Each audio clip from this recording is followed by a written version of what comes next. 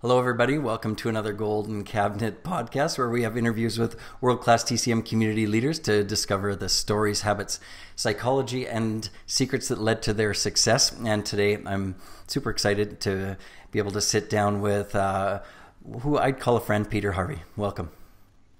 How you doing? Excellent. Thanks for having me. Excellent. Thanks for taking time out of your very busy schedule to sit down and chat and share some of the things that got you to where you are today. And I'm excited to go back into your story because you said you have a very colored and decorated past as far as business and success, I guess, is concerned. And correct me if I'm wrong. Your clinic and you alone maybe see approximately 200 patients a week. That's correct. Yeah. I treat about 200 a week. Yeah. When I have an associate here, we maybe go up just a little bit where I give up part of my day and let the associate do it, so I could have a little bit of a break and maybe see new patients and then do other business stuff or do luncheons or whatnot. So clearly, Peter is kicking ass, and he's going to share some of how he got there. But just tiny housekeeping, if you haven't done so, these are on YouTube. They're also on Apple iTunes podcasts. So go there, subscribe, share with your friends, please. And on the Golden Cabinet, also don't forget to always check out our free 3-part video training on business and clinic growth.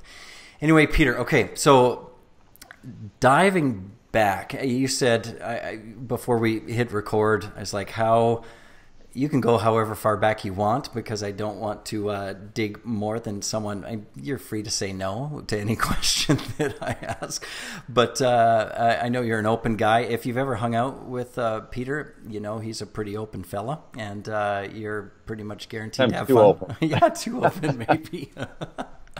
Is there such a thing? Maybe. So can you dive back and let people know where you've kind of come from and what got you to today? Well, I keep going back to Ray Rubio and talking about the story, right? And Ray was a good friend of mine, a lot of respect for him. Yeah. And, I am a true believer that our life, our family of origin shapes who we are, right? And you asked me a question before we started recording about, well, what makes you so driven? What makes you want to get up in the morning and kick ass, right? Yeah. Well, it really started, to be honest with you, when I was a child. My parents were divorced when I was 4. And growing up with my mother and my grandmother and my sister, we didn't have any money. I don't want to say we lived in poverty, but we struggled. Right. And after that, when my mother was remarried, we still struggled. My stepfather came from a marriage that, he lost everything as well. And for 2 years, we lived in a home with virtually no furniture. Right. So at the age of 14, I was going to parochial schools in the city. I decided to get a job, and I started washing dishes, at night and weekends. And after that, it just spiraled into, I've always worked 2 jobs, always. Okay. I paid for my own school, my college, whatnot, working 2, sometimes 3 jobs, to pay for it this way. It wasn't so much of a burden on my parents. And when I graduated, I was debt-free, which was good. Yeah. After that, my first job, I started working. I graduated with a marketing degree, a bachelor of marketing. At my first job, I sold cigarettes for American Tobacco for 2 years in the city. All right. And I was top salesman 2 years in a row. Never smoked. Made a lot of great relationships. Hated the job, hated the company. But at the time, back in 1985, there were no jobs. We were in a recession. Right. But I loved the sales experience. I cannot. Sales experience. Oh, absolutely. Because when you're doing a job like that, you learn how to read people, and understand people. And I'm dealing with every ethnic background, you imaginable in the city, in the inner city. Everyone smokes. And so from there, I went on to better pastures. I went to work for Morton Salt. So I was a salesman. I remember for the interview, they looked at me and they said, look, they go, this is an experimental thing we're doing. We're forming our own company, a separate company where we're going to be selling water softening ice control products, and we have 1 year to make it work. If we can't make this successful, well, then everyone's out of a job. Are you up for the challenge? And I'm like, yeah, let's do it. Cool. And it was really a good friend of mine from college got me the job. Okay, and him and I worked together. He's actually married to my cousin now. While I was at Morton, they said they would pay for my MBA, and so paid for my MBA and moved me out to Utah after I got it, where I got to run my own company. Made that very successful. We were the most profitable company within Morton Salt's umbrella. Yeah. And growth and profitability. Nice. That's where I got exposed to Chinese medicine.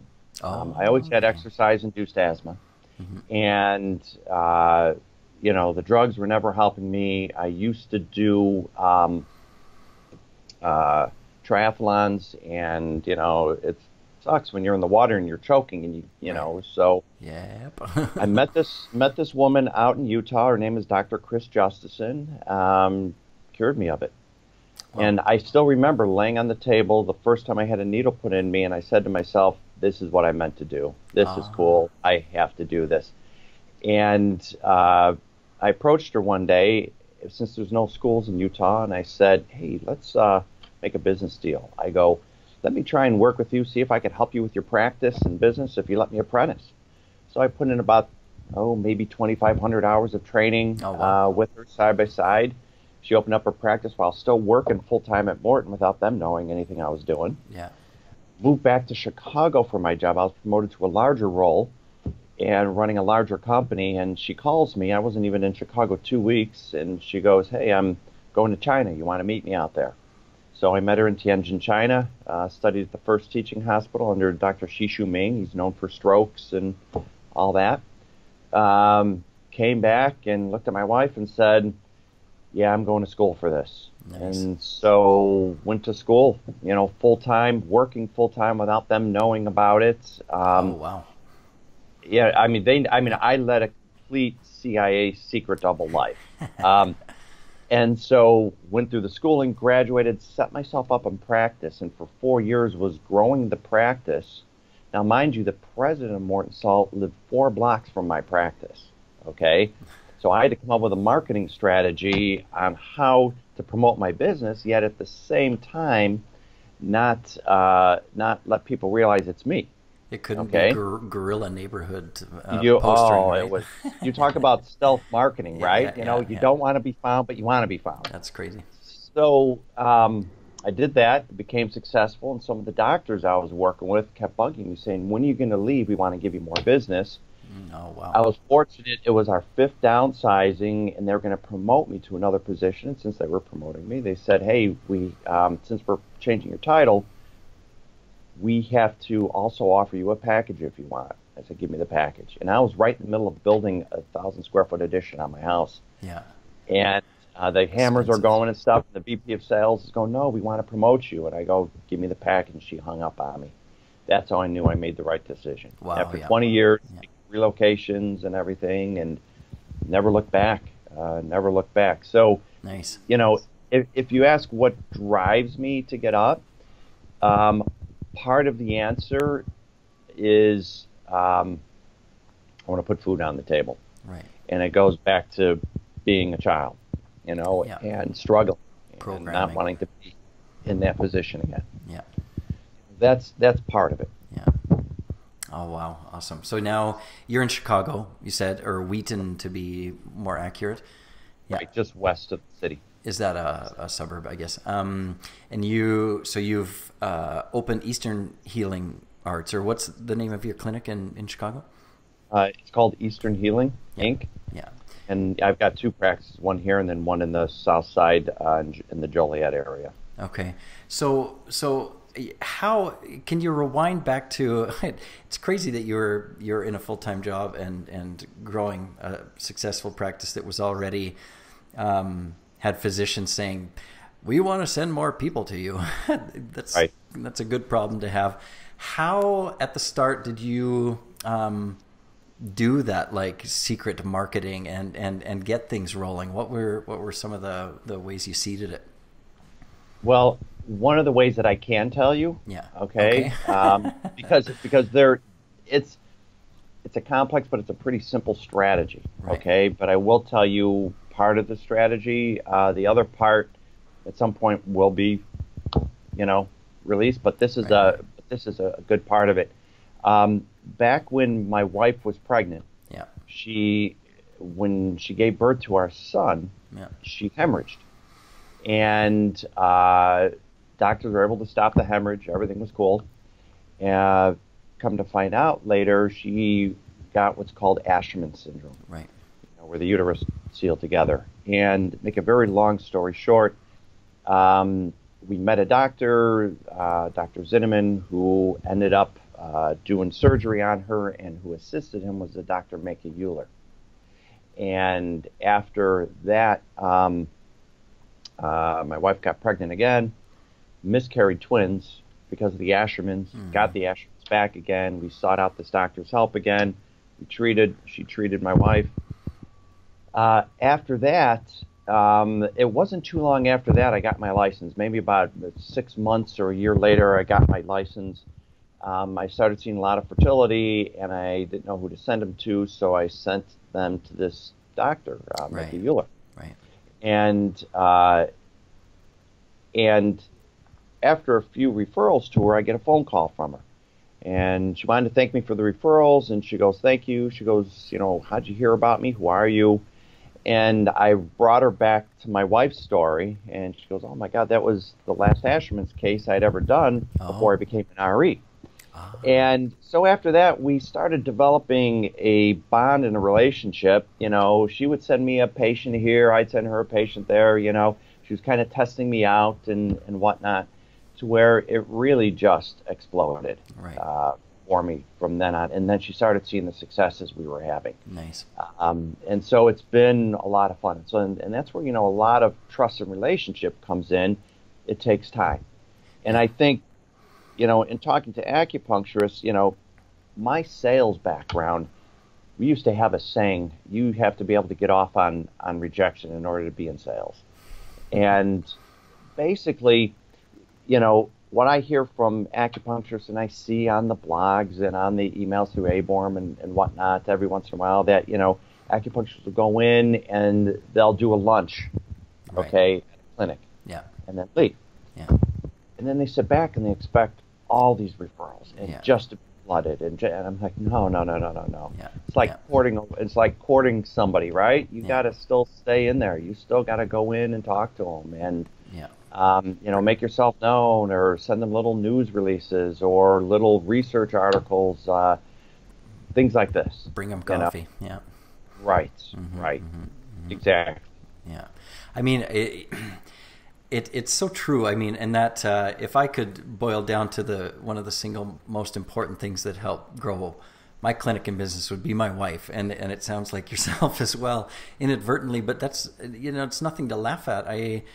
Through some fortunate and unfortunate events in my life as well, my wife needed some care, and that connected us much deeper to some local physicians as well, and very similar stories. So I think it does take time. Being a part of a community is about being a part of a community, and that eventually will, if you're a good person, you're doing good work, offering a good service, I mean, eventually you will, you'll create the relationships. As long as you've got a bit of a business and sales background, you will understand how to nurture. So, 2 points on what you said. First off, I do want to give a lot of credit to my wife, because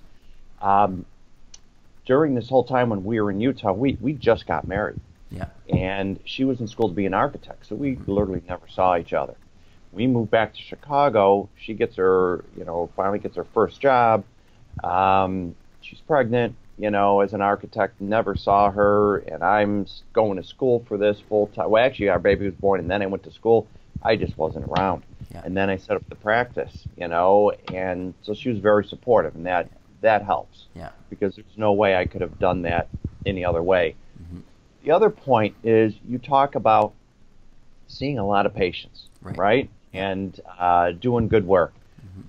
Here is a common thing I get from acupuncturists and from an RE too. Yeah. An RE that we both know, and rightfully so. I think it is an absolute valid, honest question to ask someone who sees the volume I do.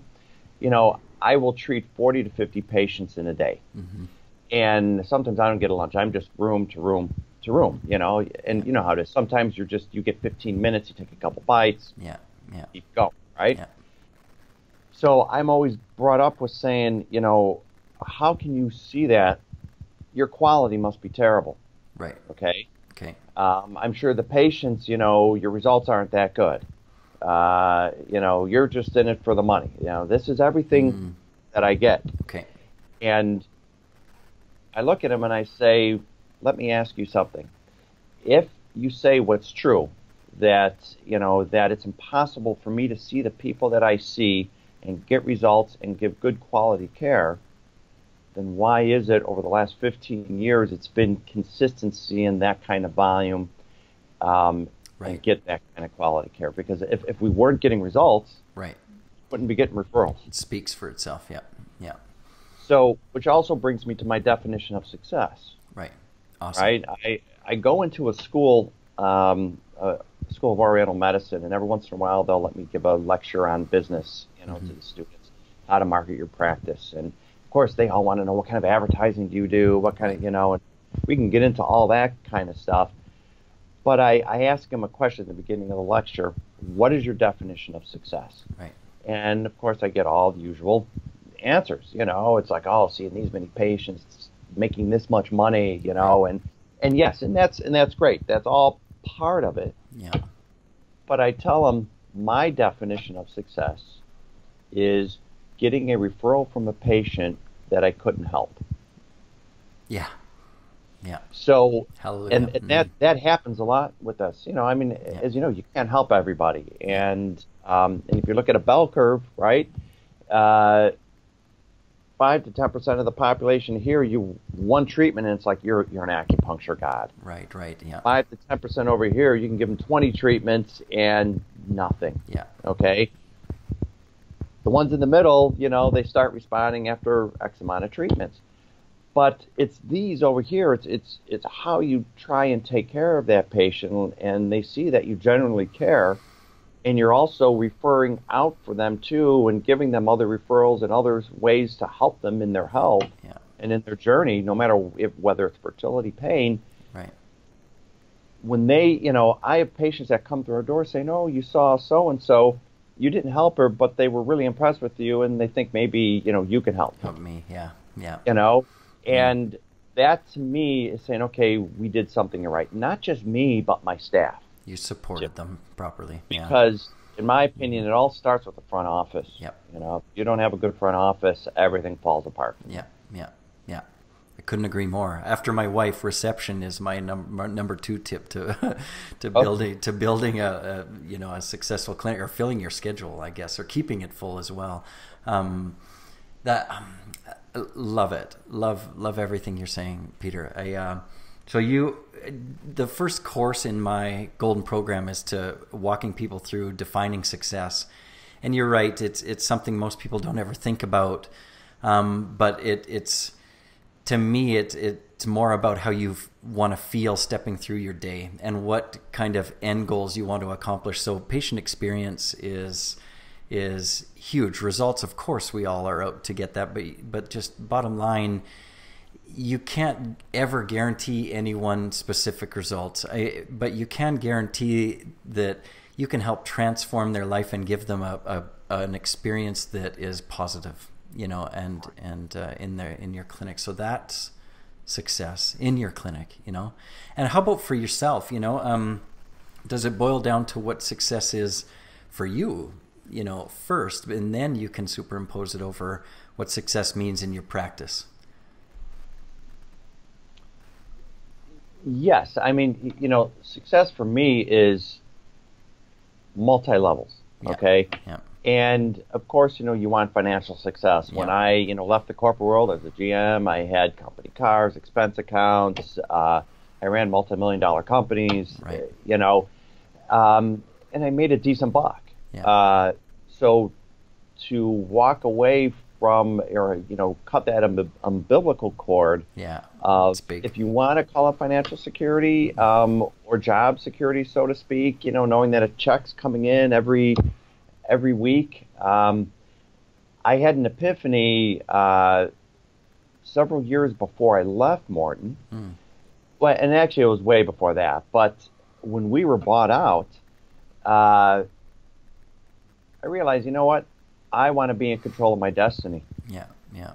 Nobody else. And to tell you what happened, I skipped over a little part. When I moved back to Chicago, we were bought out by Roman Haas. I had a newborn baby, and I honestly didn't know if I was going to have a job. Right. Okay, no idea, because they were going to start doing downsizings, and so everyone's coming out of the woodwork in the company, backstabbing people to keep their jobs and everything. And I went through a major depression. I mean, honestly, major. Weekends would come around, just lay in bed.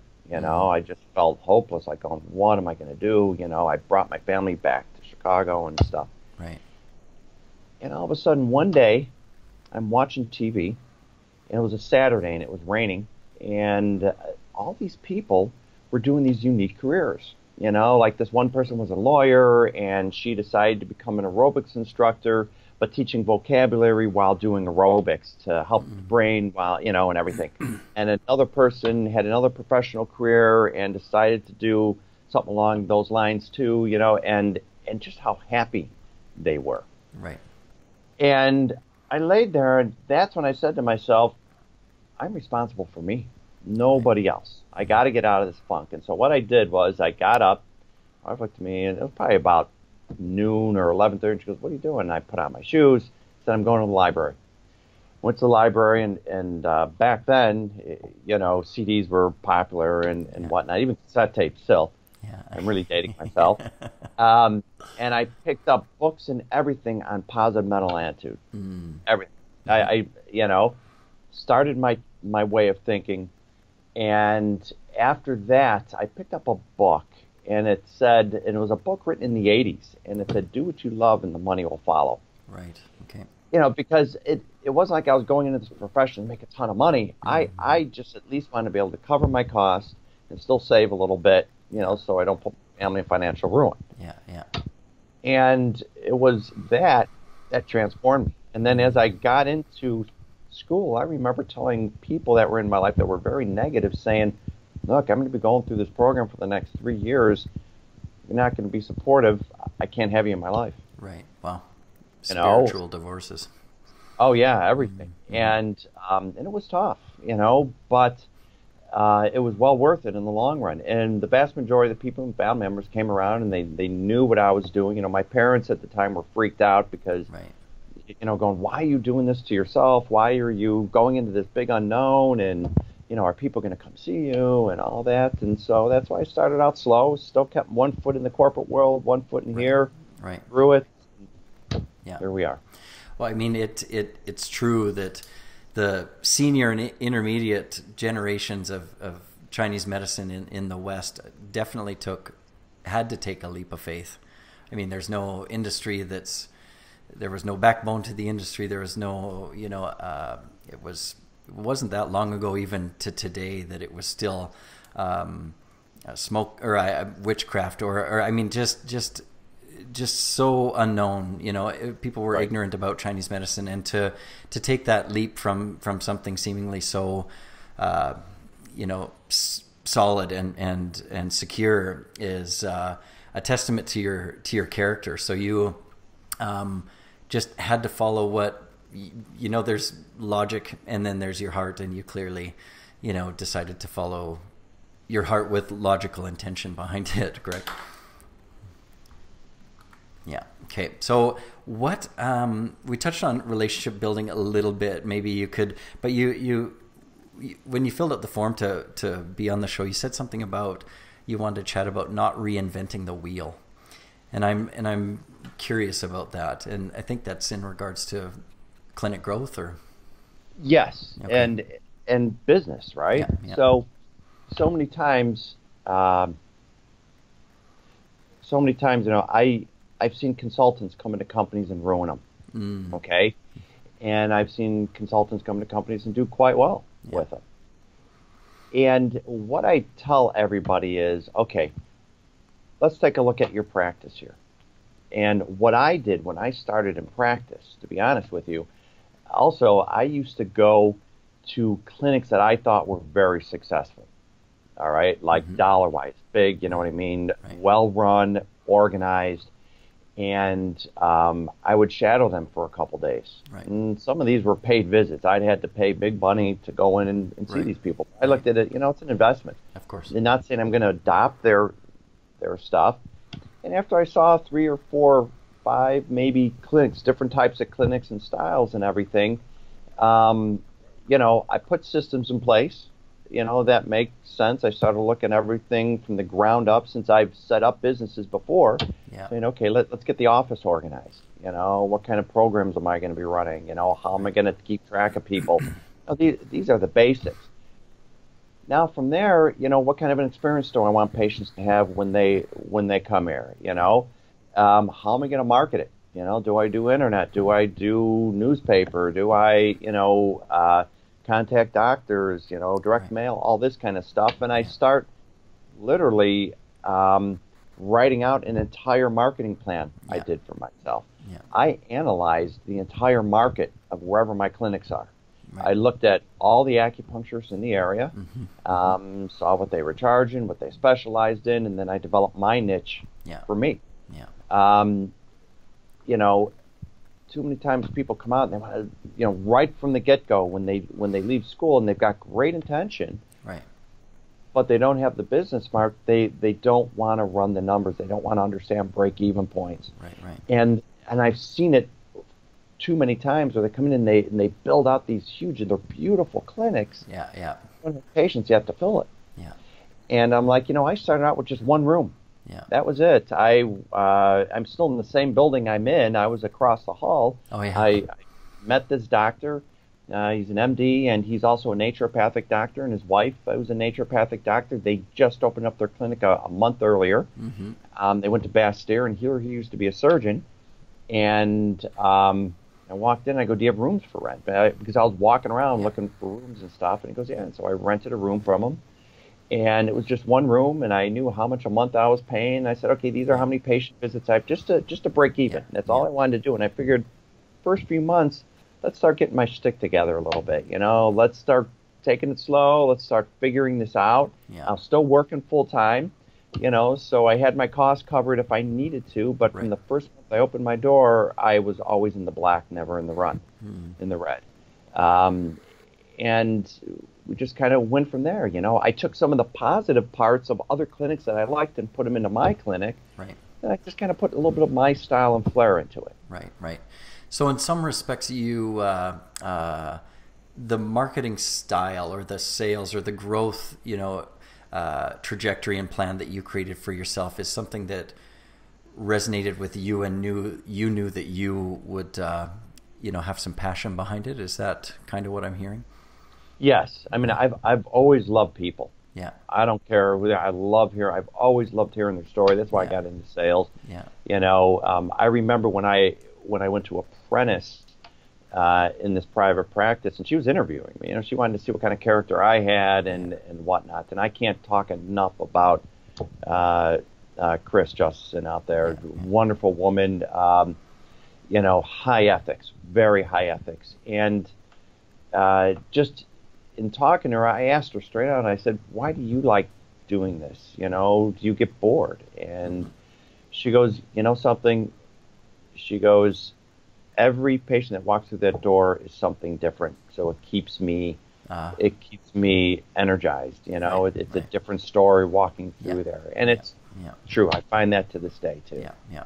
That is my favorite part as well of practice now, especially as I get along in my years of practice. At the start, I had this crazy, undying passion for the theories and foundations of Chinese medicine, and that isn't quite so bright and shiny of an object to me anymore.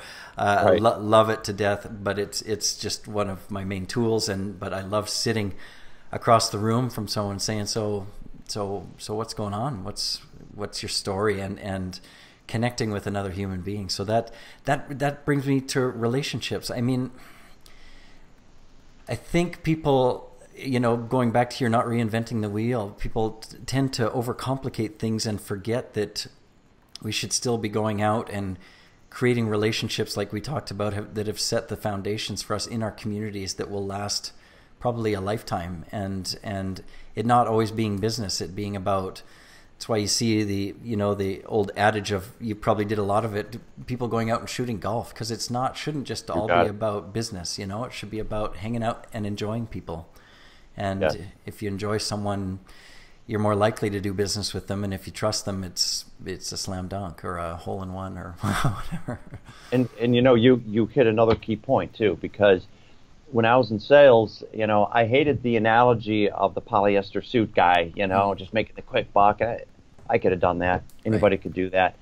And I always considered myself like a consultant more than anything. And when I was in the professional sales world, I would tell my customers, I'm like, yeah, look, these are my prices, but it's not about pricing. Let's talk about what else I could do for you. Right. If it's not a fit, it's not a fit, And I've scored more points getting people onto my side than anything. And I see in this generation where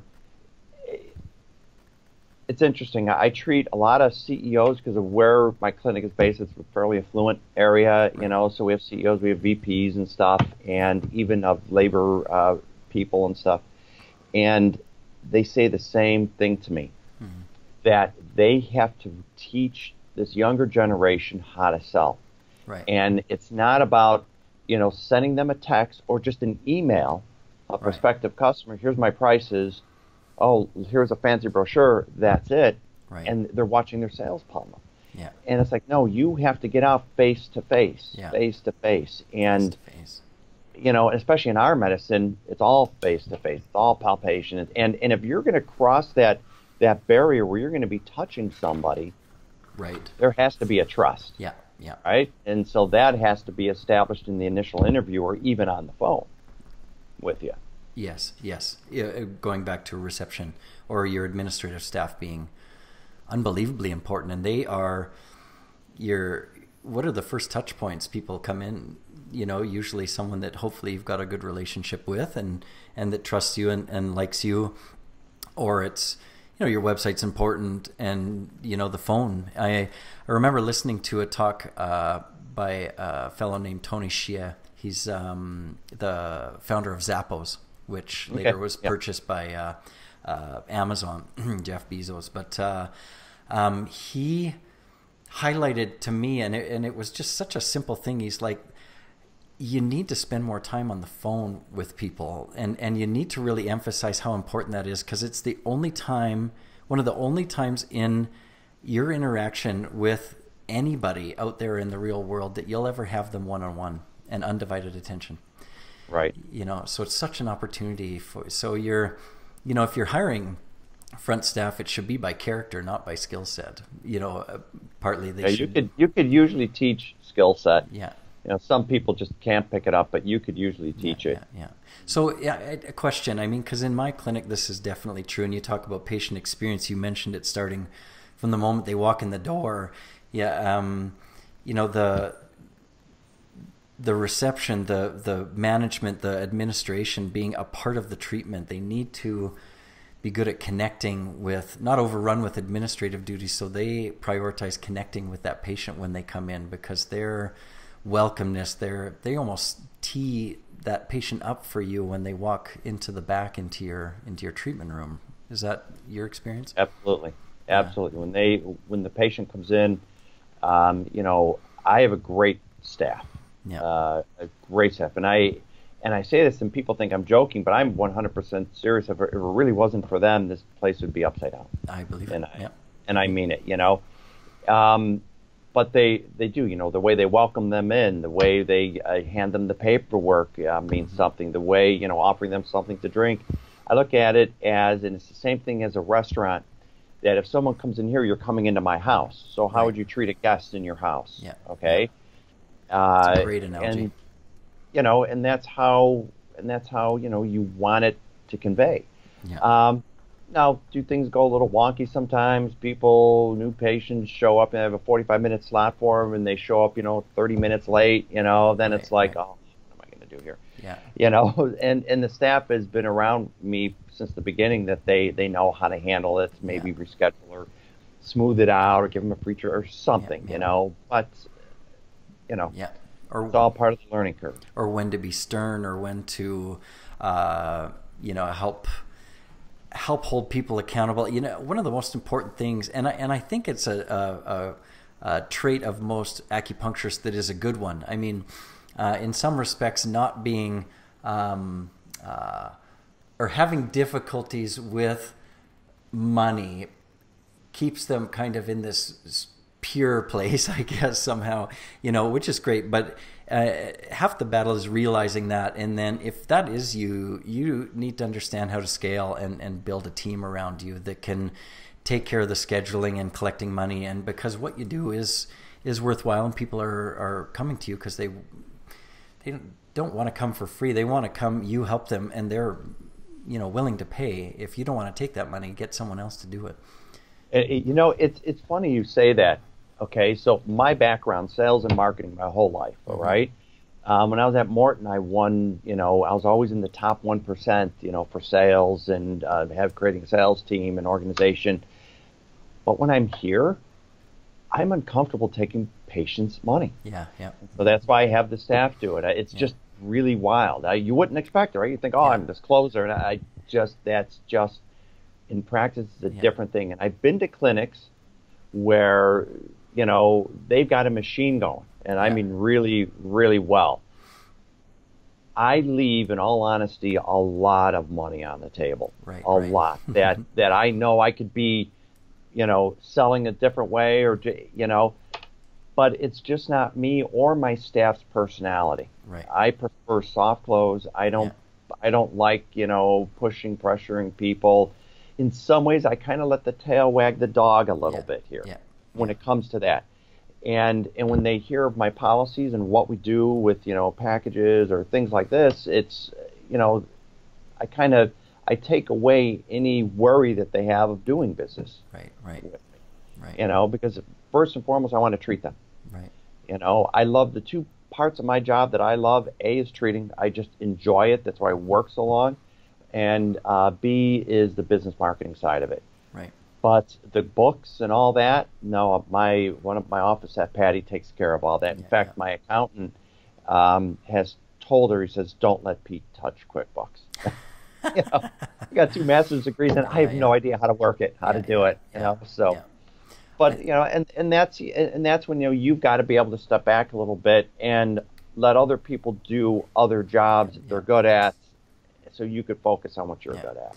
If you ever want to, if you ever want to scale or grow, you can't do it alone. I mean, you need a team, and you shouldn't be doing your books. These are my opinions, unless that's a secondary passion of yours, which sales and marketing is of yours, and you should have an accountant, you should have someone helping schedule your patients, because it's also, I know a lot of people are uncomfortable, well, I might need to see this woman with PCOS or diabetes or whatever, chronic condition that it might be for, 6 to 12 months. But how do I ever say that to them?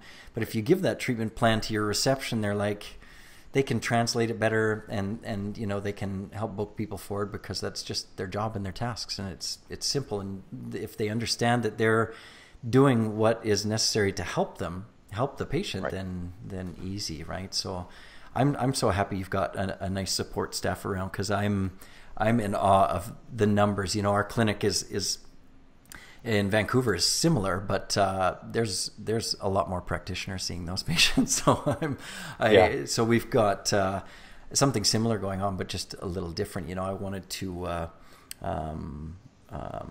scale myself out, and I've moved from Vancouver, you know that not that long ago. So it's to try and build again, because I really enjoy the scaling side of it as well. So and teams can be hard, but it's so worth it.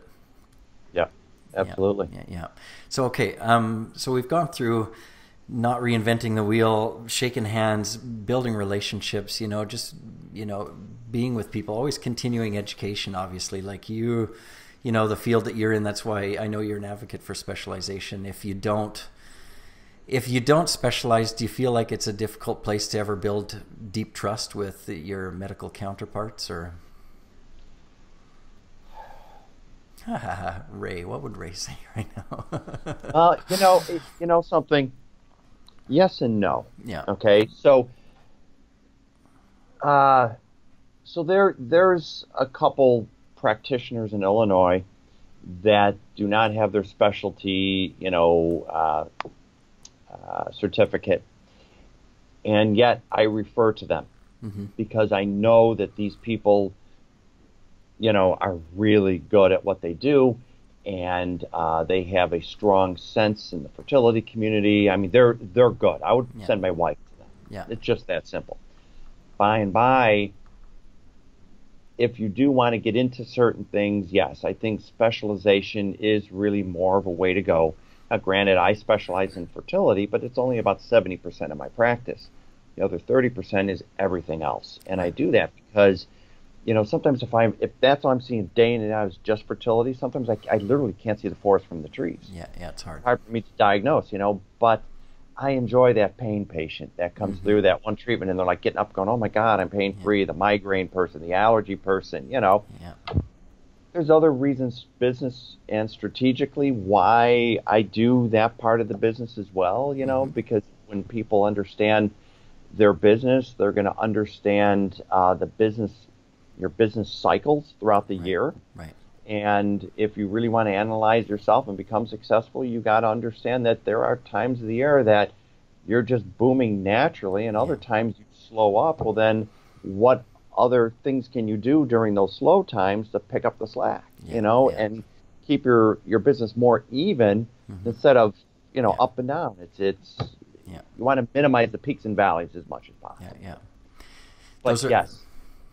But yes, specializing. I mean, some people are very weary of that specialization. I go through the regular rigmarole of, well, you'll still see someone comes in for fertility or whatever, you'll still treat them for sleep and digestive issues, and you've got to still treat them holistically, But, some of the really positive side effects are the intimate level at which you really get to understand what that particular population is going through, the resources that are out there that you said you can refer them to and help them. You become a liaison almost because it's your life. But once you've been in something like that for a while too, we'll take on almost anything as well, but only if it's kind of a referral through a family member or someone that's been through us. Then we get to see whatever we want as well too. So there's always a percentage of the practice that you got to remember how to treat pain and stuff. I mean, you got to keep it up. But anyway, so what's the future hold? I'll let you go soon here, but how do you see yourself exiting? Well, I don't think I'll ever exit. I may exit this location. Right. Okay. Because if everything holds okay, I hope to retire down in southern Utah. Yeah. But I will still be practicing down there, but in different capacities. Yeah. In a perfect world, how I would like to do is try and bring on an associate that would like to maybe take on an interest in the business where maybe I could give that person 10%, work them for a little bit, then 20, work up to about 50%, and then when I'm ready to leave, have them buy me out for the other, 50%, if that works well. Yeah. I do have opportunities now to open up a couple more clinics. It's just staffing. I'm having a hard time staffing. I interviewed 7-8 people and none of them want to see the volume I see. The most I had was one person, and this person was in her late 20s, and she was like, oh, the most I could see is 15 a day. Right. That's over an 8-hour period. And I said, well, you're going to only work 3 hours then. You know, you know, I'm not going to be paying you the money you want to be paid to only see 15 people. It's, you know, so that's the difficulty. It is. It's staffing as far as the professional, the acupuncturist, definitely. I mean,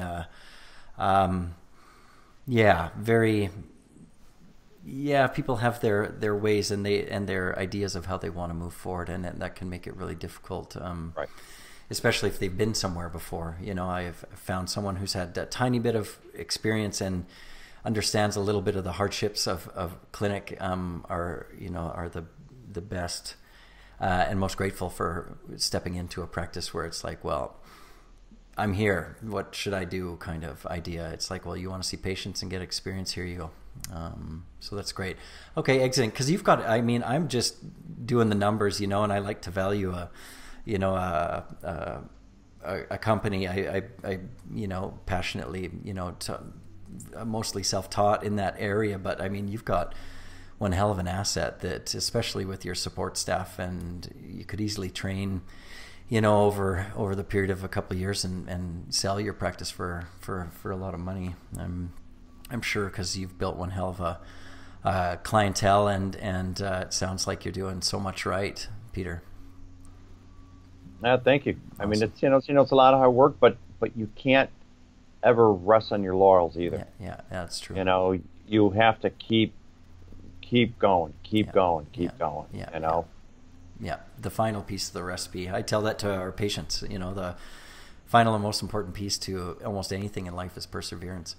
You've got to keep on keeping on. So, okay, well, I so appreciate your time. I'm going to let you go. I know I've got a meeting coming up here soon too, but you've given so much insight. Is there any way you know, people can contact you, or is there, you know, what do you want to leave anyone watching or listening with? You know, don't give up, number one. But number two is, it's more importantly than that, especially if you're getting started in business, write out your business plan and your budget first. Remember, you're a business first. Right. This is the first thing I tell people in school is, you know, we're all in this to help people. Right. But you can't help people if your doors are closed. Right, yeah. And in our profession, so many people are like afraid to charge for services or afraid to discuss money, that it's this bad thing. Yeah. And it's not a bad thing. It's what you do with the money. Yeah. Okay. Yeah. But other than that, you know, you're doing a service for someone. It's your time. You should be compensated, but you got to cover your costs. And and just as we talked earlier about, you know, I don't do the books, but I still audit my books. Of course. I still want to see where my expenses are going and where am I at and whatnot. We do a lot of charity work out of here. I give, you know, a lot to charities and whatnot in Eastern Healing's name, and you know, it's a good thing. You know, it's a good thing. But first set your foundation, do your marketing plan, you know, and then go in there, scout out, take some time, you know. I've helped a few acupuncturists, a couple that I've met, you know, recently up in Vancouver for the IFS, you know, that have contacted me, and they've sent me a list of questions, and I'll get on the phone and cover them with them and what I think they should do, and nice. You know, and whatnot. But that's awesome. I'm here. Yeah, you've got if you're interested in and from what you've heard and in the model, Peter's website will be in the show notes below on the website goldencabinet.ca, so you can contact him through that, and I'm sure, you know, respect his time obviously, but I'm sure he'd be able to field a couple questions. And you know, in my mind, I have paid people so much money for consulting and coaching over time, and I just don't know how I would ever have become the person I am today without that. So you spent $50 grand. Same here. I've paid tons of money on consultants. Yep. Yeah. It takes a village. I mean, we are not business people first and foremost, you know, and you shouldn't be, but you should build a structure around you and educate yourself, just like you did with Chinese medicine, on how to run and build a practice, just like Peter has. So thanks for that offer. I mean, and thanks for your time today, Peter. Oh, my pleasure. I'm honored to be here, man. This is great. I appreciate it. So, you're doing a heck of a job out there. I know we've talked a lot, and you've got the personality for this. So, thank you.